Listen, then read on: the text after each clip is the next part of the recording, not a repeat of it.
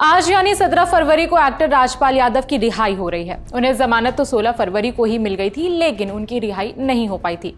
आदेश के बाद भी एक और रात उन्हें जेल में ही बितानी पड़ी। इसके पीछे वजह थी टाइमिंग।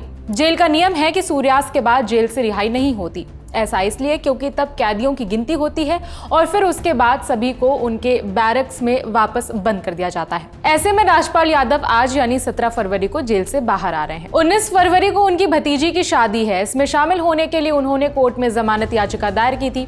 कोर्ट से राजपाल यादव को रिहाई तो मिल गई है, लेकिन कुछ शर्तों के साथ।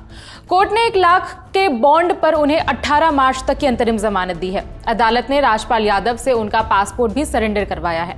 इस मामले पर अब अगली सुनवाई 18 मार्च को होगी। इसमें राजपाल को फिजिकली या फिर वर्चुअली मौजूद होना होगा। जमानत याचिका पर सुनवाई के दौरान कोर्ट रूम में क्या क्या हुआ, राजपाल यादव के वकील भास्कर उपाध्याय ने सब बताया।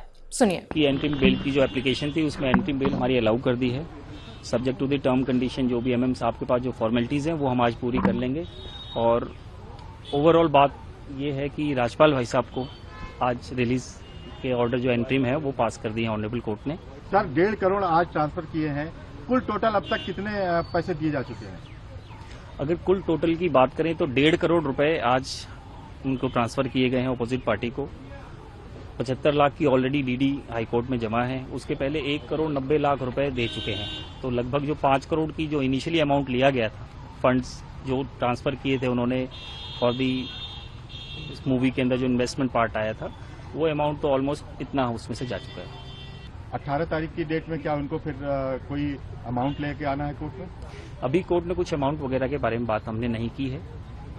अभी एक बार बाहर आ जाते हैं राजपाल जी, उसके बाद हम उनकी जो भी इंस्ट्रक्शन होगी उसको फॉलो करेंगे। सर क्या कोर्ट ने उनको अगली डेट पे मौजूद रहने को बोला है?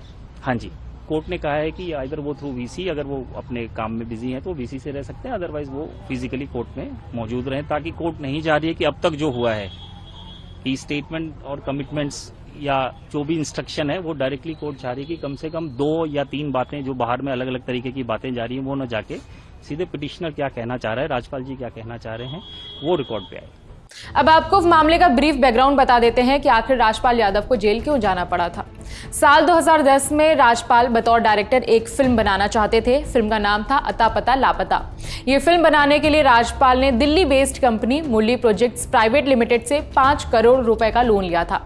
ये कर्ज उन्होंने इस भरोसे के साथ लिया था कि वो सूद समेत 8 करोड़ रुपए वापस लौटा देंगे। फिर साल 2012 में अता पता लापता रिलीज तो हुई, मगर चल नहीं पाई।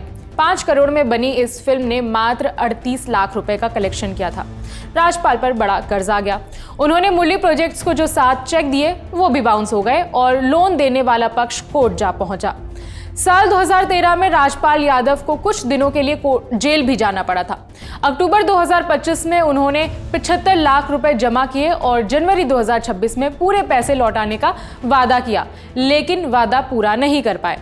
तब कोर्ट ने उन्हें तिहाड़ जेल में सरेंडर करने का आदेश दिया।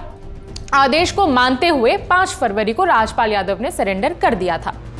अब राजपाल की आर्थिक मदद के लिए इंडस्ट्री से कई लोग आगे आए हैं। राजपाल के मैनेजर गोल्डी ने बताया कि राजपाल की मदद के लिए Salman Khan, Ajay Devgn, Varun Dhawan, David Dhawan, Sonu Sood, Gurmeet Choudhary, music producer Rao Inderjeet Singh, KRK, Tej Pratap Yadav, Mika Singh, Anup Jalota और गुरु रंधावा आगे आए हैं। कोर्ट के आदेश से पहले सोनू सूद ने सोशल मीडिया पर लिखा था कि हमारे भाई राजपाल यादव के लिए बड़ा अहम दिन है। प्रार्थना है कि चीजें सही दिशा में आगे बढ़े और उन्हें वो राहत मिल सके जिसके वो हकदार हैं। वो एक रेयर टैलेंट हैं और एक अद्भुत व्यक्ति हैं। इस मोमेंटम को कम ना होने दें। हम उनके साथ हैं और जब तक सब ठीक नहीं हो जाता साथ ही खड़े रहेंगे। और इसके बाद फिर 16 फरवरी को कोर्ट ने कुछ शर्तों के साथ राजपाल यादव को जमानत दे दी थी और अब वो बाहर आ रहे हैं।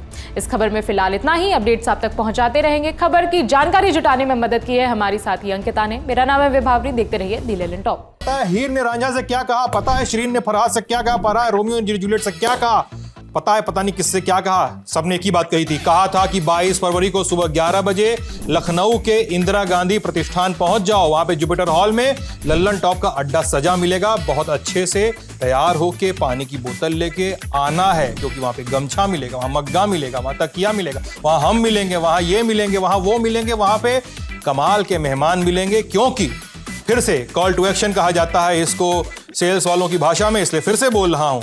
आइए हमारे लल्लन टॉप अड्डे में, जो है 22 फरवरी को सुबह 11 बजे लखनऊ के इंदिरा गांधी प्रतिष्ठान के जुपिटर हॉल में। एंट्री एकदम फ्री है।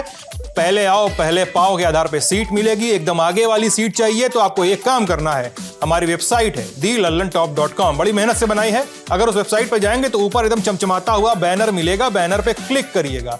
क्लिक करने के बाद एक फॉर्म खुलेगा, भर दीजिए, आ जाइए लल्लन टॉप अड्डा में। हजरात हजरात हजरात, गाना बजाओ। पता है हीर ने रांझा से क्या कहा, पता है शरीन ने फरहाद से क्या कहा, पता है रोमियो एंड जूलियट से क्या कहा,